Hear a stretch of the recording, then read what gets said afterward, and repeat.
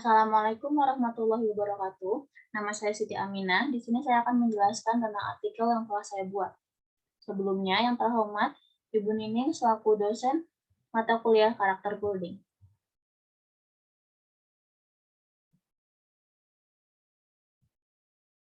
Oke, untuk artikel yang pertama tentang SDGs Kesehatan dan Kesejahteraan.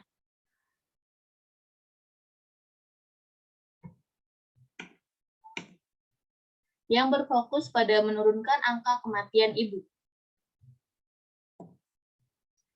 Sustainable Development Goals atau SDGs merupakan suatu rencana aksi global yang disepakati oleh para pemimpin dunia, termasuk Indonesia.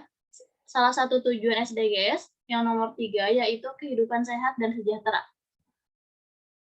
Kehidupan sehat dan sejahtera berfokus pada pengendalian masalah-masalah yang belum selesai ditangani hingga saat ini. Salah satunya angka kematian ibu atau biasa disingkat dengan AKI. Angka kematian ibu di Indonesia masih sangat tinggi. Pada tahun 2015, tercatat ada 305 ibu meninggal per 100.000 kelahiran hidup. Lalu, apa saja sebenarnya penyebab kematian ibu? Menurut data Kemenkes, ada beberapa penyebab dari kematian ibu, di antaranya yang pertama 28,8% ibu hamil menderita hipertensi yang menjadi salah satu faktor penyebab kematian ibu saat melahirkan. Lalu 32,9% ibu hamil mengalami obesitas. Lalu 37,1% ibu hamil menderita anemia. Dan apa sih sebenarnya cara untuk mencegah bertambahnya angka kematian ibu? Yang pertama ada membuat program keluarga berencana atau KB. Menurut data BPS dan UNICEF Indonesia, anak perempuan usia 10-14 tahun beresiko 5 kali lebih besar untuk meninggal saat hamil atau masa persalinan daripada perempuan hamil pada umur 20-24 tahun. Dengan mengikuti program KB, keluarga bisa merencanakan waktu, jumlah, dan jarak kehamilan yang tepat bagi setiap keluarga. Yang kedua ada membangun dan meningkatkan puskesmas. Kematian ibu dan bayi banyak terjadi pada saat persalinan dan kelahiran yang membutuhkan emergensi atau saat dalam keadaan khusus. Dengan semakin banyaknya puskesmas, maka persalinan yang membutuhkan perawatan darurat bisa langsung ditangani dan sekaligus meminimalisir angka kematian ibu dan bayi. Lalu selanjutnya ada posyandu. Posyandu dibangun dalam rangka menyelenggarakan pembangunan kesehatan guna memberdayakan masyarakat dan memberikan kemudahan kepada masyarakat. Hal ini berguna agar masyarakat memperoleh pelayanan kesehatan dasar atau sosial dasar untuk mempercepat menurunkan angka kematian ibu dan bayi. Lalu, apa cara yang telah dilakukan itu berhasil? Menurut data dari Dinas Kesehatan, jumlah kematian ibu pada saat hamil, melahirkan, dan nifas. Satuan kasusnya 70 per 100.000 kelahiran hidup. Pada tahun 2017, ada sekitar 24,00, 2018 ada 36,00, 2019 ada 36,00, 2020 ada 40,00, dan 2021 122,00. Dari tahun-tahun ini bisa dilihat sama sekali tidak ada penurunan. Yang ada hanya peningkatan saja. Dan 2018 dan 2019 angkanya tetap sama. Dengan banyaknya usaha yang telah dilakukan untuk menurunkan angka kematian ibu, hasil dari target yang diinginkan sayangnya belum bisa tercapai. Dapat dilihat dari tabel di atas, peningkatan bisa terjadi pada tahun 2021 ini, dan peningkatannya secara signifikan, yang bahkan belum genap 1 tahun.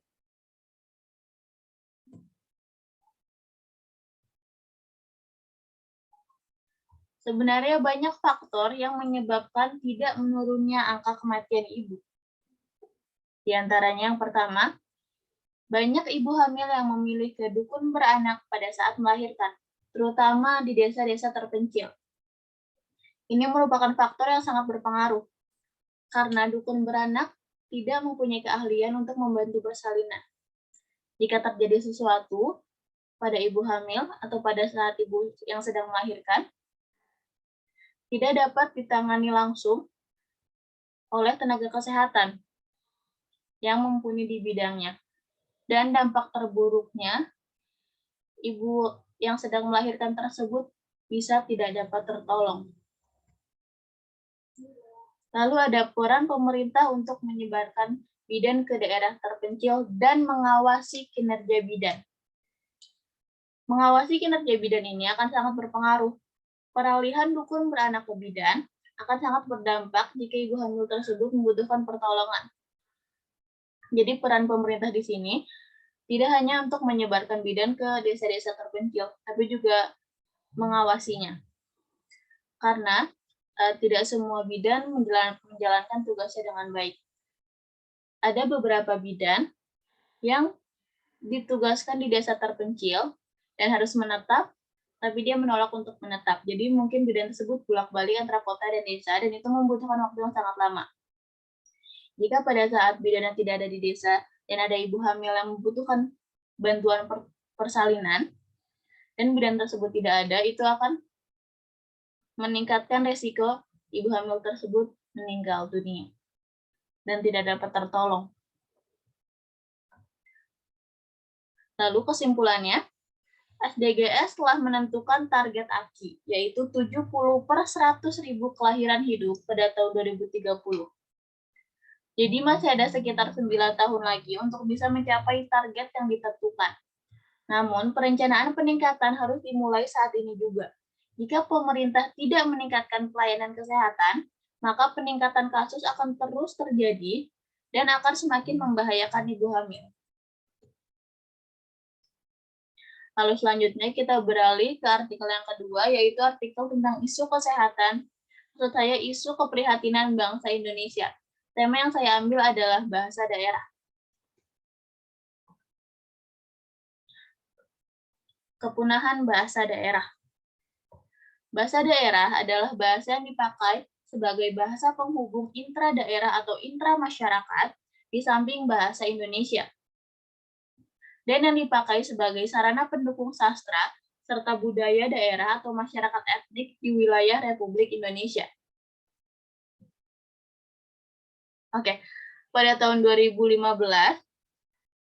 Indonesia memiliki 1.340 suku bangsa di 13.466 pulau dan menghasilkan 700 bahasa daerah.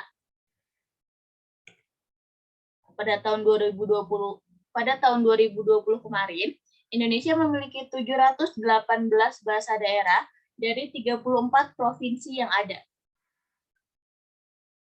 Bahasa-bahasa daerah merupakan bagian dari kebudayaan Indonesia yang hidup. Dan Indonesia merupakan negara kedua untuk negara yang memiliki bahasa daerah terbanyak di dunia setelah Papua Nugini.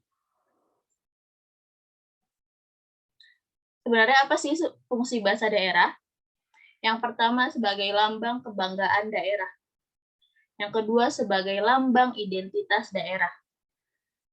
Lalu ada sebagai sarana penghubung di dalam keluarga dan masyarakat. Ada sarana pengembangan dan pendukung kebudayaan daerah. Lalu bahasa daerah dapat digunakan sebagai bahasa pengantar dalam tahap awal pendidikan. Sebenarnya untuk poin pertama dan kedua, kebanggaan dan identitas, itu adalah ciri khas suatu daerah. Karena penghubung dalam suatu keluarga dan masyarakat daerah. Jadi kalau misalnya kita punya keluarga di daerah tertentu dan kita bisa bahasa daerahnya, itu akan mempermudah komunikasi kita dengan keluarga. Dan bahasa daerah dapat digunakan sebagai bahasa pengantar dalam tahap awal pendidikan.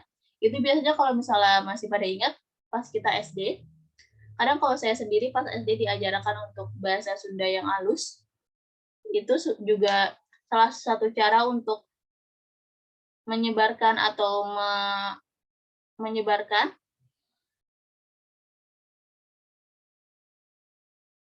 bahasa daerah tersebut. Namun, tidak semua bahasa daerah masih dipakai. Beberapa bahasa daerah sudah punah atau tidak dipakai lagi. Beberapa faktor diantaranya, yang pertama ada globalisasi. Banyak anak muda yang tidak ingin lagi menggunakan bahasa daerah karena ingin terlihat lebih trendy atau gaul dengan memakai bahasa kekinian. Lalu ada kurangnya minat untuk mempelajari bahasa daerah. Kurangnya minat ini menjadikan bahasa daerah tidak mempunyai penutur. Karena kalau bahasa daerah sudah tidak punya penutur, itu lama-kelamaan akan punah dan tidak akan dipakai lagi.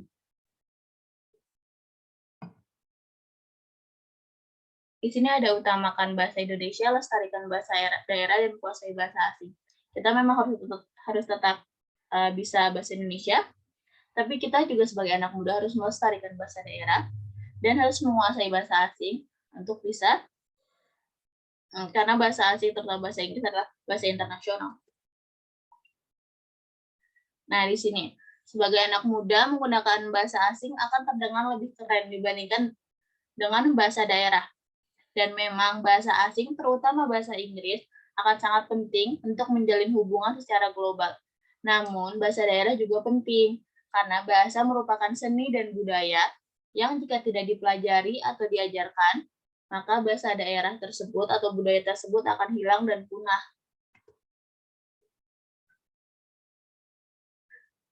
Sebenarnya ada beberapa cara nih untuk mencegah kepunahan bahasa daerah menurut Kementerian Pendidikan dan Kebudayaan. Yang pertama, menerbitkan bacaan atau majalah dengan bahasa daerah setempat. Dengan adanya bacaan, kita akan mudah untuk mengingat dan memahami bahasa daerah tersebut. Lalu menggunakan bahasa daerah pada saat di rumah. Menjadikan bahasa daerah sebagai bahasa ibu atau bahasa pertama bagi anak, agar anak terbiasa menggunakan bahasa daerah dalam keadaan sehari-hari. Lalu menyelenggarakan acara-acara yang dapat melestarikan bahasa daerah, seperti karya tulis, drama, puisi, dan lainnya. Penyelenggaraannya ini bisa menjadi muatan lokal di sekolah. Jadi anak-anak di sekolah mengadakan acara yang isinya perkumpulan karya tulis, drama, puisi yang khusus menggunakan bahasa daerah. Lalu membentuk komunitas belajar bahasa daerah. Bagi anak-anak yang memiliki minat dalam mempelajari bahasa daerah, harus disalurkan minatnya dengan mengikuti komunitas-komunitas belajar.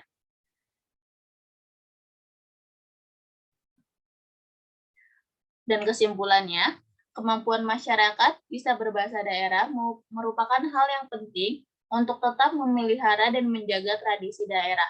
Dengan mempelajari bahasa daerah, maka budaya daerah juga dapat terangkat karena akan lebih mudah memahami arti dari budaya dan lebih mudah memahami arti dari budaya dari bahasa yang diucapkan. Dengan demikian, mempelajari bahasa daerah akan meningkatkan seni dan budaya daerah tersebut.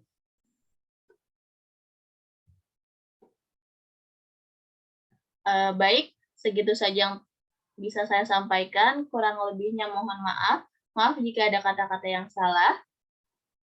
Terima kasih atas kesempatannya. Saya pamit. Wassalamualaikum warahmatullahi wabarakatuh.